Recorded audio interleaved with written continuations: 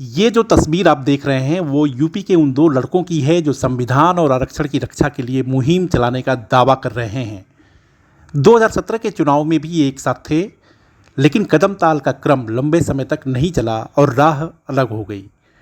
7 साल के लंबे कालखंड के बाद 2024 में यह बात समझ में आ गई कि मोदी योगी को सत्ता से दूर रखने के लिए एक साथ आना होगा। दोनों दल एक साथ आए और यूपी की जनता ने निराश भी नहीं किया।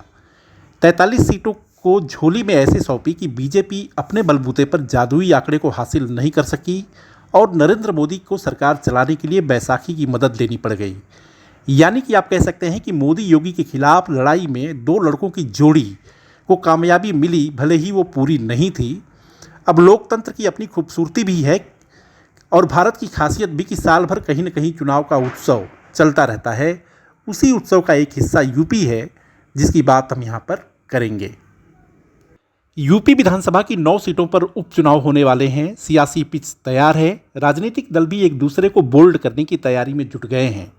लेकिन उससे पहले इन दो लड़कों की जोड़ी वाली पार्टियों यानी समाजवादी पार्टी और कांग्रेस ने एक दूसरे के खिलाफ मुहिम छेड़ दी थी। 10 सीटों में से 5 सीटों पर कांग्रेस अपना दावा पेश कर रही थी, लेकिन समाजवादी पार्टी को इंतजार था हरियाणा विधानसभा चुनाव के नतीजों का। हरियाणा का नतीजा जिस दिन आया उसके ठीक एक दिन बाद ही 6 उम्मीदवारों की लिस्ट पेश कर अखिलेश यादव की पार्टी ने कांग्रेस को संदेश दे दिया। दोनों दलों के राज्य स्तरीय नेताओं ने एक दूसरे के खिलाफ बयानों के तीर चलाने शुरू कर दिए। अब गठबंधन कहीं बेपटरी ना हो जाए। समाजवादी पार्टी ने कांग्रेस को वो 2 सीटें दी जिसे कांग्रेस 30 से 40 साल पहले जीत नहीं पाई थी। यानी कि अखिलेश यादव की पार्टी ने गठबंधन धर्म के नाम पर सीटें तो दी, लेकिन कांग्रेस के लिए अंतिम नतीजा शून्य साबित होने वाला था। अब ऐसी सूरत में बीजेपी के नेता भी मजा लेने लगे कि सिर्फ कुर्सी हासिल करने के लिए बने गठबंधन का हश्र यही होता है। यानी कि बीजेपी के नेता कहीं और अधिक दुष्प्रचार ना करें, उससे पहले अखिलेश यादव ने ट्वीट किया कि सभी 9 सीटों पर साइकिल के सिंबल पर चुनाव लड़ेंगे। उन्होंने कहा कि बात सीट की नहीं, जीत की है। इस रणनीति के तहत इंडिया गठबंधन के संयुक्त प्रत्याशी सभी 9 सीटों पर समाजवादी पार्टी के चुनाव चिन्ह साइकिल के निशान पर चुनाव लड़ेंगे। कांग्रेस और समाजवादी पार्टी एक बड़ी जीत के लिए एकजुट होकर कंधे से कंधा मिलाकर साथ खड़ी है। इंडिया गठबंधन इस उपचुनाव में जीत का एक नया अध्याय लिखने जा रहा है। यानी कि तस्वीर साफ हो गई कि या तो कांग्रेस के उम्मीदवार चुनाव लड़ेंगे या चुनावी रेस से बाहर हो जाएंगे। मैं आपको बतलाना चाहूंगा कि पिछले दिनों उत्तर प्रदेश कांग्रेस कमेटी के नेतृत्व में उत्तर प्रदेश के इन सभी 10 विधानसभाओं में बहुत ही सफलतापूर्वक संविधान बचाओ संकल्प सम्मेलनों का आयोजन किया गया, जहां पर हजारों की तादाद में वहां के कार्यकर्ता, वहां की जनता और वहां के बुद्धिजीवी वर्ग के लोग उपस्थित रहे। और इस सफलता के बाद एक चीज का एहसास हमें हुआ कि आज अगर भारतीय जनता पार्टी को या एनडीए को अगर हमने नहीं रोका तो आने वाले समय में यह संविधान, भाईचारा, आपसी सौहार्दता और भी कमजोर हो जाएगी।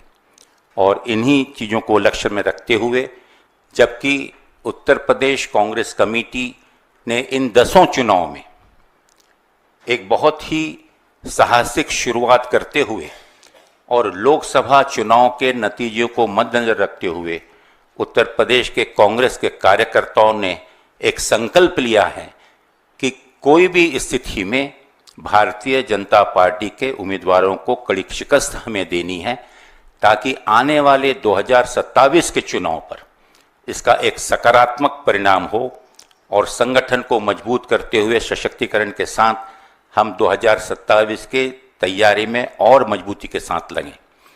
तो मैं आज यहाँ पर जाहिर रूप से प्रदेश कांग्रेस कमेटी के अध्यक्ष और उनके अनुमोदन अनुसार और आदरणीय कांग्रेस अध्यक्ष के इजाज़त से इस चीज़ की घोषणा करता हूं कि उत्तर प्रदेश में इंडिया गठबंधन के सभी उम्मीदवारों को, जिसमें समाजवादी पार्टी प्रमुख रूप से उनके उम्मीदवार होंगे, और हम एक एक कार्यकर्ता कंधे से कंधा मिलाकर इस चीज़ को आश्वस्त करेगा कि हर बूथ पर कार्यकर्ता पूरी ताकत के साथ कार्य करेंगे और जो भी उम्मीदवार दिया होगा उसे विजयी बनाने के लिए पूरा प्रयास करेंगे। बहुत बहुत धन्यवाद। अब सवाल ये है कि कांग्रेस ने चुनाव ना लड़ने का फैसला क्यों किया। इस मामले में जानकार कहते हैं कि किसी भी गठबंधन का आधार आपसी विश्वास के साथ होता है, आपसी विश्वास पर टिका होता है। अगर अखिलेश यादव की पार्टी ने हरियाणा में कुछ सीट मांगी थी तो उन्हें जवाब मिला था कि आपका हरियाणा में जनाधार ही नहीं है, तो आप कैसे उम्मीद कर सकते हैं कि यूपी जैसे राज्य में जहां कांग्रेस समाजवादी पार्टी के ही ऑक्सीजन पर चल रही है वहां इसके नेता दबाव वाली राजनीति नहीं करेंगे। इसके साथ ही दूसरा पक्ष ये है कि अखिलेश यादव ने जिन 2 सीटों गाजियाबाद और अलीगढ़ की खैर सीट कांग्रेस के लिए छोड़ी, वहां कांग्रेस का ट्रैक रिकॉर्ड बेहद खराब रहा है। यानी कि चुनावी लड़ाई में हारने की गुंजाइश पूरे 100% की थी। लिहाजा कांग्रेस को अपना चेहरा बचाने के लिए कुछ बात चाहिए थी और वो संविधान बचाओ, आरक्षण बचाओ, मोदी योगी हटाओ में उपलब्ध था। सच ये है कि किसी के कांधे पर सवार होकर या किसी का हाथ पकड़कर आप सफ़र के कुछ हिस्से को तय तो कर सकते हैं, लेकिन मंजिल पर पहुंचने के लिए शेष रास्ते को खुद ब खुद तय करना पड़ता है। वीडियो को लाइक, शेयर और सब्सक्राइब करें और हाँ, कमेंट भी ज़रूर करें। देखते रहिए इंडिया अड्डा।